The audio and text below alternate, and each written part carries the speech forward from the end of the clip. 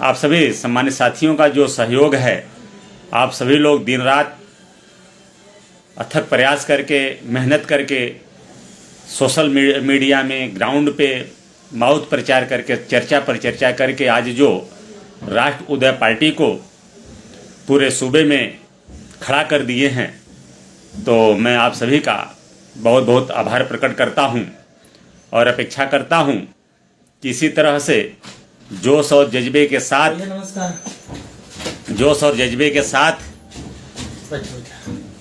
आप लोग अपने इस प्रयास को निरंतर आगे बढ़ाते रहिए। हम आप सभी को विश्वास दिलाता हूं कि आप सभी का यह त्याग, यह परिश्रम, यह सहयोग व्यर्थ नहीं जाएगा। आप सभी का यह सहयोग आज उत्तर प्रदेश में गड़ेरिया समाज, पाल समाज का मान सम्मान बढ़ा रहा है। चारों तरफ नाम गूंज रहा है। आपके समाज के भाई को प्रदेश अध्यक्ष बनाया गया है। राष्ट्र उदय पार्टी के ही प्रत्याशी आशीष सिंह पाल जी को विधानसभा प्रत्याशी बनाया गया, तो आप अपनी ताकत को समझ सकते हैं।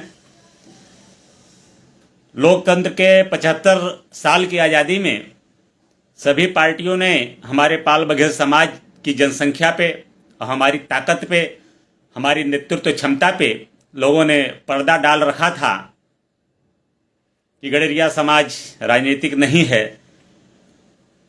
यह बोल करके हमारे समाज को पीछे लोग घुमाते रहे और हमारे नेता लोग विधायक और सांसद बनने के चक्कर में पीछे घूमते भी रहे और समाज को भी घुमाते रहे, गुमराह करते रहे। तो जितना दोष इन पार्टियों का है, उतना ही दोष हमारे समाज के नेताओं का भी है। तो लेकिन अब राष्ट्र उदय पार्टी के मैं सभी नेताओं को, शुभचिंतकों को, कार्यकर्ताओं को मैं धन्यवाद देता हूं कि आप लोगों ने पिछले 3-4 साल में जो अथक प्रयास किए हैं, मेहनत किए हैं, आपकी ताकत से ही आज आपकी ताकत निखर करके सामने आ रही है। हर राजनीतिक पार्टियां आज पाल बघेल समाज, गड़ेरिया समाज की जिक्र कर रही हैं, आपकी ताकत पे, आपके नेतृत्व क्षमता पे चर्चा कर रही हैं। और आज तो बहुजन समाज पार्टी ने आपके भाई को प्रदेश अध्यक्ष की जिम्मेदारी दी है। आने वाले दिनों में सारी पार्टियां, समाजवादी पार्टी, बहुजन और भारतीय जनता पार्टी, कांग्रेस पार्टी, सभी पार्टियां आपके भाई को जिम्मेदारी देंगे भी, विधानसभा, लोकसभा में भागीदारी भी देंगे और आपके लोगों को आगे लाएंगे। क्योंकि ये पार्टियां ये नहीं चाहेंगी कि आपकी समाज की, आपकी पार्टी आगे बढ़े, आपकी शासन सत्ता में भागीदारी हो, यह नहीं चाहेंगी। और लेकिन मैं आप सभी को बताना चाहता हूं कि आप सब, इन सरकारों में भागीदारी तो हमेशा रही है। अब हमको सरकार में भागीदारी नहीं, अब सत्ता में भागीदारी चाहिए। इसलिए राष्ट्र उदय पार्टी दिन रात मेहनत कर रही है और आप लोग मेहनत करते रहें। और जिस तरीके से मेहनत कर रहे हैं, हमें पूरा विश्वास है कि आने वाले लोकसभा चुनाव में और भी चुनावों में हमारे और भी जो हमारे समाज के लोग जहां काम कर रहे हैं, अथवा अति पिछड़ा, सर्वाधिक पिछड़ा समाज के लोग इन पार्टियों में काम कर रहे हैं, यह भी उनको भागीदारी देना शुरू करेंगे। तो राष्ट्र उदय पार्टी का स्पष्ट मत है कि राष्ट्र उदय पार्टी जिस सीट पे भी अपने पाल बघेल समाज के प्रत्याशी, चाहे किसी भी पार्टी से हो, और अति पिछड़ा, सर्वाधिक पिछड़ा समाज का प्रत्याशी अगर किसी भी पार्टी से हो तो उसको सपोर्ट करेगी। और साथ ही साथ और राष्ट्र उदय पार्टी के सिंबल पे, ट्रक चुनाव निशान पे कोई भी प्रत्याशी किसी भी समाज, किसी भी जाति धर्म का होगा, वो अपने प्रत्याशी होगा, उसको पूरी तरीके से चुनाव लड़ा करके शासन सत्ता में भेजने का काम करेगी साथियों राष्ट्र उदय पार्टी। साथियों, आज लगभग 9 साल से हमारे देश में केंद्र में भारतीय जनता पार्टी की सरकार है और लगभग 6 साल से उत्तर प्रदेश में भी भारतीय जनता पार्टी की सरकार है। और आज जो महंगाई चरम सीमा पे है, महंगाई का विकास हुआ है, पूरा देश त्रस्त है, बेरोजगारी बढ़ी हुई है, व्यापारी परेशान हैं, हमारे युवा नौजवान परेशान हैं। जो माँ भारती की सेवा करना चाहते थे फौज में जा करके, इनको भी अग्निवीर बना करके महज 4 वर्ष के लिए इन्होंने जो प्रावधान लाया है उसके बाद जो बेरोजगार करने का काम कर रहे हैं, इससे हमारे युवा भी परेशान हैं, व्यापारी वर्ग परेशान हैं, अत्याचार अन्याय चारों तरफ बढ़ा हुआ है। तो आज शासन सत्ता में भारतीय जनता पार्टी है, लेकिन मैं देख रहा हूं जो विपक्ष में पार्टियां हैं, खास करके उत्तर प्रदेश के राजनीति में बहुजन समाज पार्टी, समाजवादी पार्टी और कांग्रेस पार्टी। भला उत्तर प्रदेश के राजनीति से कांग्रेस पार्टी लगभग 30 साल 35 साल से गायब है और केंद्र में भी लगभग 8 साल से गायब है, लेकिन फिर भी विपक्ष में जो पार्टियां हैं, खास करके मैं बहुजन समाज पार्टी की बात करूंगा। इनके राष्ट्रीय अध्यक्ष मायावती जी और अभी प्रदेश अध्यक्ष बने हैं विश्वनाथ पाल जी। इनके भाषण में देख रहा हूं कि जो विपक्ष में पार्टी है, विपक्ष में ही पार्टी है, उस विपक्ष में होते हुए भी विपक्ष की पार्टी की ही खिंचाई कर रही हैं। समाजवादी पार्टी की और कांग्रेस पार्टी की खिंचाई मायावती जी भी कर रही हैं, इनका प्रदेश अध्यक्ष भी कर रहे हैं और कार्यकर्ता भी कर रहे हैं। तो इससे स्पष्ट होता है कि अब मायावती जी बहुजन समाज पार्टी की राष्ट्रीय अध्यक्ष बन करके रह गई हैं, लेकिन बहुजन समाज के नेता अभी नहीं रही। बहुजन समाज के नेता मान्यवर कांसीराम साहब थे, जिन्होंने 85% के लोगों को, जो कि राजनीति में भागीदारी नहीं थी, राजनीति में नेतृत्व करने की क्षमता नहीं थी, सोच नहीं थी, ऐसा मिशन दिया, ऐसी सोच उत्पन्न की मान्यवर कांसीराम जी। और मैं श्रेय देता हूं माननीय मुलायम सिंह यादव जी को भी, जिन्होंने 85% की जनता को जोड़ करके उनको मुख्य धारा में लाए। ये बहुजन जनता के, बहुजन के नेता थे। लेकिन आज न तो मायावती जी बहुजन की नेता हैं, ना तो अखिलेश जी बहुजन के नेता हैं। खास करके मैं मायावती जी की बात कर लूं, जब बहुजन समाज पार्टी संघर्ष कर रही थी, माननीय कांसीराम जी ने तमाम पिछड़े पिछाड़े समाज के लोगों को जोड़ा। उसमें हमारे पाल बघेल गड़ेरिया समाज के लोग बहुत ही मजबूती के साथ मान्यवर साहब के साथ कंधे से कंधा मिलाकर चले और पार्टी भी बहुजन समाज पार्टी की सरकार बनी। और जैसे मायावती जी पहले जैसे मुख्यमंत्री बनी, उसे सबसे पहला इनका काम था कि हमारे समाज के, हम सबके मार्गदर्शक, हम सभी की आन बान शान रहे। भागवत पाल जी उस समय पर बहुजन समाज पार्टी के प्रदेश अध्यक्ष थे। तो सबसे पहले मायावती जी का यही काम था कि भागवत पाल जी को प्रदेश अध्यक्ष के पद से हटा करके उनका बोरिया बिस्तर बाहर फेंक दी और उनको कहा कि भाई आपको लखनऊ में रहने नहीं दिया जाएगा। लेकिन हमारे समाज के तमाम ऐसे महापुरुष थे जिन्होंने उनको सरल लखनऊ में दिए। अलावा विषय अलग है, आप सभी लोग जानते हैं, लेकिन मैं आपको याद दिलाता हूं कि वही बहुजन समाज पार्टी, वही मायावती जी हैं। जैसे सत्ता में आई तो फिर माननीय आदरणीय भागवत पाल साहब को पद से बाहर कर दी। तो अब मायावती जी ये बहुजन समाज की नेता नहीं रही। चूंकि इसलिए मैं कह रहा हूं कि जब आपके साथ अत्याचार अन्याय होता है, अति पिछड़ा, सर्वाधिक पिछड़ा समाज के साथ, जो आज जंगलों में रह रहा है, शासन सत्ता से वंचित है, अपने हक अधिकार से वंचित है, आज सामाजिक न्याय की बात कर रहा है, तो ये कभी सामाजिक न्याय की बात नहीं करती हैं। और जब इनके साथ अत्याचार अन्याय होता है तो कभी अपनी आवाज़ नहीं इस पर उठाती हैं, प्रेस कॉन्फ्रेंस नहीं करती हैं। उदाहरण मैं बता दूं, पाल समाज के भाई के साथ बलिया में दिन दहाड़े हत्या हुई। आप लोगों ने नहीं सुना होगा कि इन्होंने प्रेस कॉन्फ्रेंस करके उनके विषय में कुछ बोला हो।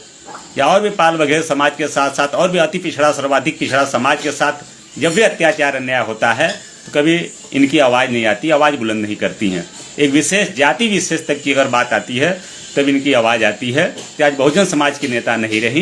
इनका प्रदेश अध्यक्ष भी आज मैं देख रहा हूँ घूम रहे हैं पूरे उत्तर प्रदेश में, मंडल स्तरीय कार्यक्रम कर रहे हैं। तो इनके कार्यक्रम में भी 80% पाल समाज के लोग जा रहे हैं और 20% बहुजन समाज पार्टी के लोग आ रहे हैं। तो आप समझ सकते हैं कि अब बहुजन समाज पार्टी के कहाँ पे है, उनके साथ समाज के लोग जा रहे हैं, पाल समाज के लोग। तो मैं पाल समाज के लोगों से कहूँगा कि ये चमचागिरी करने वाले नेताओं को आप समझिए, इनसे सावधान रहिए। ये चमचागिरी करने वाले नेता आपको हक अधिकार नहीं दिला सकते हैं। हक अधिकार आपको मिलेगा अपने संगठन से, आप मजबूत संगठन को बढ़ाइए।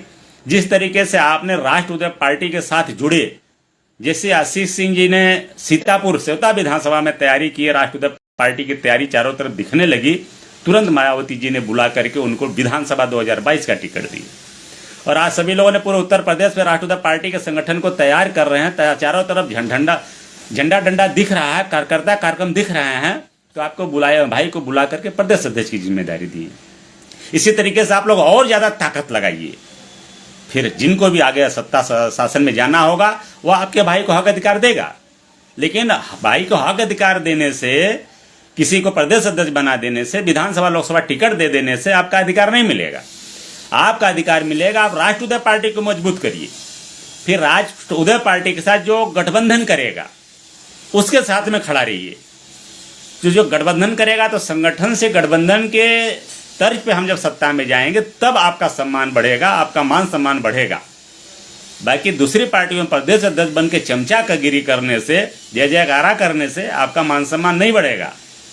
इसलिए मैं आप सभी से को आगाज करता हूँ, सावधान करता हूँ कि आप सभी लोग इन पार्टियों को गुमराहों में मत आइए। अत्याचार अन्याय खूब वहाँ पे हुआ है, अभी भी हो रहा है। अभी भी हमारे तमाम लोग जिनको चुनाव लड़ना होता, भागीदारी चाहिए होता, इन पार्टियों पर जब जाते हैं तो जो अपमान सहते हैं उनसे पूछ लीजिए। ये तो जो कभी चुनाव नहीं लड़ते हैं, जिनको कुछ भागीदारी नहीं चाहिए होता, इनको ये पार्टियां अच्छी लगती है। लेकिन आप राष्ट्रवादी पार्टी को बढ़ाइए। राष्ट्रवादी पार्टी जब बढ़ेगी तो जिनको भी शासन सत्ता में जाना रहेगा आपको भागीदारी देगा, आपके संगठन और गठबंधन में जो जगह देगा, गठबंधन के साथ चलेगा, उसके साथ चलिए, तभी आपका भला हो पाएगा। अन्यथा बाकी प्रदेश अध्यक्ष बन करके टिकट लेकर के आपका भला होने वाला नहीं है। यहाँ चमचागिरी ही करेंगे, आप उनको ही मजबूत करेंगे और अपने लोगों को कमजोर करेंगे। इस पर गंभीरता से विचार करिएगा। और हमको आज भारतीय जनता पार्टी को सत्ता से हटाना है, तब जाकर के हमको लोकतंत्र और संविधान भी बचाना है, हमारे युवाओं का भविष्य भी बचाना है। तो ये बहुजन समाज पार्टी की बस की बात नहीं है साथियों। तो मैं आप सभी को आगाज करता हूं। और साथियों, मैं आप सभी से मैं अपने राष्ट्रवादी पार्टी के आगामी कार्यक्रमों के विषय में चर्चा करना चाहूँगा। राष्ट्रवादी पार्टी का राष्ट्रीय सम्मेलन 2 दिवसीय 11 फरवरी को प्रदेश सम्मेलन और 12 फरवरी को राष्ट्रीय सम्मेलन औरैया जनपद में होना तय हुआ है। तो मैं आप सभी अपने राष्ट्रवादी पार्टी के राष्ट्रीय पदाधिकारी, कार्यकर्ता, शुभचिंतक सभी लोगों को मैं आमंत्रित करता हूं कि आप सभी लोग औरैया जनपद में 2 दिवसीय इस कार्यक्रम में सम्मिलित हों। और साथ साथ अपने प्रदेश के भी सभी पदाधिकारी और कार्यकर्ता सभी लोगों को आमंत्रित करता हूं। और सभी जिले के जिला अध्यक्ष और पदाधिकारी, विधानसभा के पदाधिकारी और सभी जो है संगठन के पदाधिकारी, आप सभी लोग जोर शोर से इस 2 दिवसीय कार्यक्रम में उपस्थित हों और इसको सफल बनाएं। और इसी के साथ ही साथियों, हमारे जो लड़ाई है सामाजिक न्याय का मतलब हर समाज को उसका शासन सत्ता में भागीदारी होना चाहिए, उसका हक अधिकार मिलना चाहिए। तो इसलिए राष्ट्रवादी पार्टी प्रयास कर रही है और चाह रही है कि उत्तर प्रदेश में जिस तरीके से हमारे देश के तमाम प्रदेशों में, कम से कम 11 से 12 प्रदेशों में ओबीसी के आरक्षण में आरक्षण लागू है, तो उत्तर प्रदेश में भी लागू हो। सबसे पहले बिहार प्रदेश में 1978 में ही जननायक कर्पूरी ठाकुर जी ओबीसी आरक्षण लागू किए थे बंटवारा के साथ। तो ओबीसी में जो कमज़ोर तबके की जातियां थी उनको भी भागीदारी मिला बिहार प्रदेश में, और महाराष्ट्र में और तमाम प्रदेशों में लागू है, तमिलनाडु में लागू है। तो उत्तर प्रदेश में भी सामाजिक न्याय तभी हो पाएगा जबकि सामाजिक भागीदारी उनको मिले, आर्थिक राजनीतिक भागीदारी मिले। और साथ ही साथ एवं करुणानिधि आरक्षण फार्मूला, मतलब जो 50% का बाउंडेशन है, इसको भारतीय जनता पार्टी ने सवर्ण समाज के गरीब तबके को 10% आरक्षण देकर के वो बाउंडेशन भी खत्म हो चुका है। तो उत्तर प्रदेश में जनसंख्या के हिसाब से अगर हमारी 54% ओबीसी की जनसंख्या है तो 54% ओबीसी का आरक्षण लागू होना चाहिए। तो इस पर राष्ट्रवादी पार्टी काम कर रही है। और साथ ही साथ अभी जो नगर पालिका में ओबीसी आरक्षण खत्म कर दी है, ये भारतीय जनता पार्टी की लापरवाहियों ने, एक्चुअली इनकी मंशा ही यही है कि आरक्षण खत्म हो जाए, कोर्ट का सहारा ले रहे हैं, कोर्ट अपनी बात को रखे नहीं। तो सबसे पहले तो हम सब घोषणा कर ही चुके हैं, हालांकि माननीय सुप्रीम कोर्ट ने भी इस रोक लगा रखे हैं।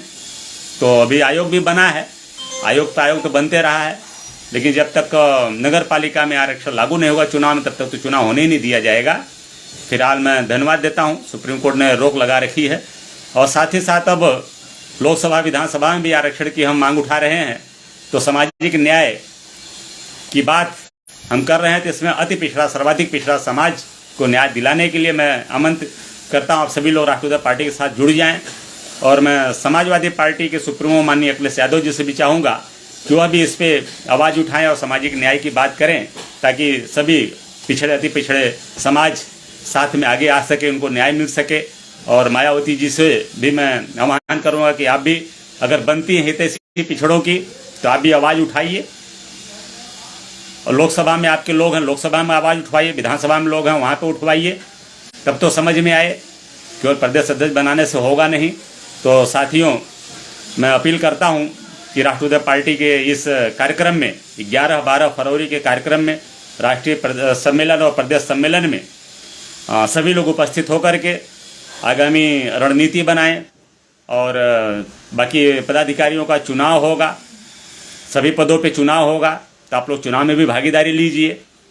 और साथियों, एक चैनल RUP न्यूज़, आप लोग इसको सब्सक्राइब करिए। बहुत तेज़ी से आपकी खबरें जन जन तक पहुंच रही हैं, तो आप लोग शेयर भी करिएगा, सब्सक्राइब भी करिएगा, क्योंकि RUP न्यूज़ जन जन तक पहुँचे, पार्टी की विचारधारा दूर तक पहुँचे। और साथियों, ज़्यादा समय मैं नहीं लूँगा, 1-2 दिन में ही पूरी रूपरेखा तैयार हो जाएगी।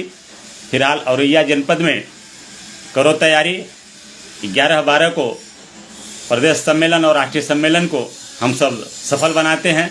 और उसी सम्मेलन में तय करेंगे कि जो हम 16 मार्च से मल्हारराव होलकर जयंती के अवसर से